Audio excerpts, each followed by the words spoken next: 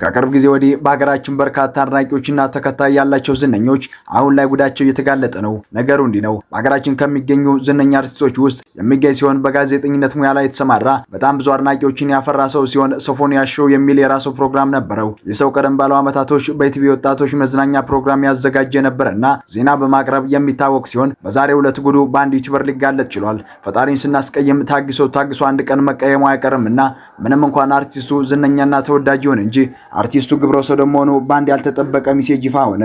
ነገሩን በደንብ ተከታተሉን። ሶፎንያስ ዋሲውን በሚለውና 41 ሺህ አካባቢ ተከታይ ባለው አካውንቱ በሀገራችን የሚገኙ ዩቲዩበሮች ውስጥ አንዱ የሆነውን ሰው በቲክቶክ አካውንቱ ስር ሰላም ይለዋል። ዩቲዩበሩም ሶፎንያስን ያውቀው ነበርና ሰላም ሲል መለሰለት። ከዚህ በኋላ ዩቲዩበሩ አለ ሁሉ ፈታን በል ሲል ጻፈለት። እንችላለን በምን መልኩ ሲል ጠየቀው። ደስ የሚልህ ምንድነው ሲል ሶፎንያስ ጠየቀው። ዩቲዩበሩም አሮ ሶፊሻ አታወዛግበኝ፣ የጠየቀኝ ሐሳቡን ያነሳው አንተ ኮነህ ፈታን በል ያልከው እንዴት ነው ሲል ጠየቀው። ከዚህ በኋላ ሶፎንያስ ተው በቃ ሲል መለሰ። ከዚህ በኋላ ቡሽት ይሆናል ብሎ መጠራጠር ጀመረና ለምን ሶፊ አታስረዳኝም ሲል ምላሽ አቀረበለት። የቴሌግራም ዩዘርኔምን ላክልኝ ሲል ጠየቀው። ዩቲዩበሩም ያለምንም ማቅማማት ላከለት። ወዲያውኑ ቴሌግራም ላይ እንደምትመለከቱት ፍሬ ሲል ጻፈለት። ወየ ሶፊ አለውና ሰላምታ ከተለዋወጡ በኋላ አለሁልህ ብሎ መጨረሻ ላይ የልብ ቅርጽ ምልክት ጨምሮ ጋዜጠኛ ሶፎንያስ ላከለት። ቀስ በቀስ ዩቲዩበሩ ነገሩ ጌ እንደሆነ የነበረው ግምት እየጨመረ መጣ። ከዚህ በኋላ ዩቲዩበሩ ስለተዋወቁ ደስ ብሎኛል ሲል መለሰለት። አጅሬ ሶፎንያስ እኔም ደስ ብሎኛል ሲል መልሱን ሰጠና ወደ ጉዳዩ ከመግባቱ በፊት ዩቲዩበሩ ሶፊ አንተ ባታውቀኝም እኔ በምትለቃቸው ቪዲዮ አውቃለሁና አድናቂ ነኝ ሲል ጻፈለት። የቴርክብኝ ብሎ በድጋሜ ከልብ ቅርጽ ጋር ላከለትና ለአድናቆቱ እሺ የኔ ውድ ሲል መለሰ።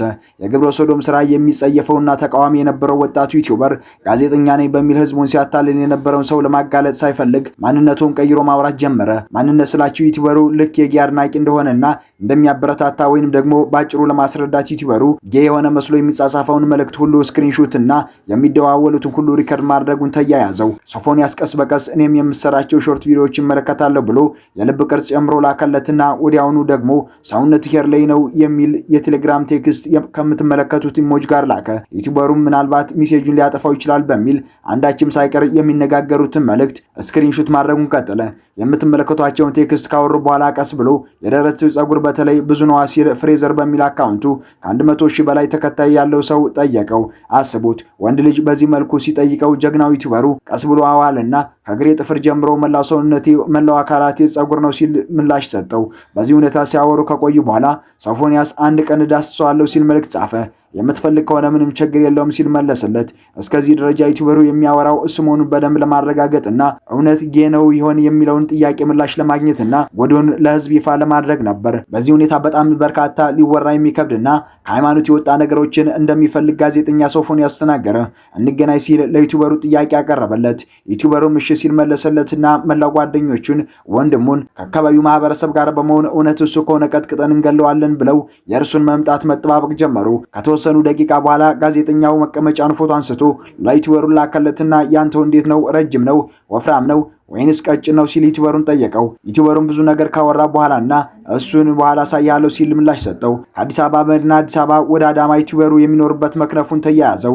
ከተወሰኑ ሰዓታት በኋላ የቱ ጋር ነው ደርሻለሁ ሲል ደወለለት። ዩቲዩበሩም እውነት እሱ ከሆነ ብሎ የያዘውን ወጣት ይዞ ሲሄድ ታዋቂው በርካታ አድናቂ ያለውና በቅርቡ በዩቲዩብ የራሱን ፕሮግራም በመቅረጽ የሚያቀርብ የነበረውን ሰው የሚገኝበትን ቦታ ነግረውት አሁን መጠባበቁን ተያያዙት። ሊታመን በማይችል መልኩ ከሚጠብቁት ቦታ ዩቲዩበሩን ወደ አልጋ ቤት ሊወስድና የግብረ ሰዶም ስራውን እውን ሊያደርግ ደረሰ።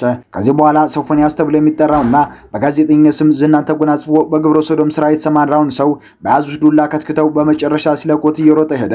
አስቡት፣ አንድ በበርካታ ሰዎች ዘንድ ተወዳጅ የነበረ ሰው ጉዱን። ሙሉ ቪዲዮን ፍሬዘር ፍቃዱ ተብሎ የሚጠራና ለሚከተለው እምነትና ለሀገሩ ሴት ክብር ሲል እስከ መጨረሻው ድረስ ሁሉም ነገር ቀርጾና ሰንዶ ካስቀመጠ በኋላ በራሱ ዩቲዩብ አካውንቱ ማለትም ፍሬዘር ፍቃዱ በሚልና ከ100 ሺህ በላይ ተከታይ ባለው የዩቲዩብ አካውንቱ ለቆታል። እየገባችሁ ተመልከቱ።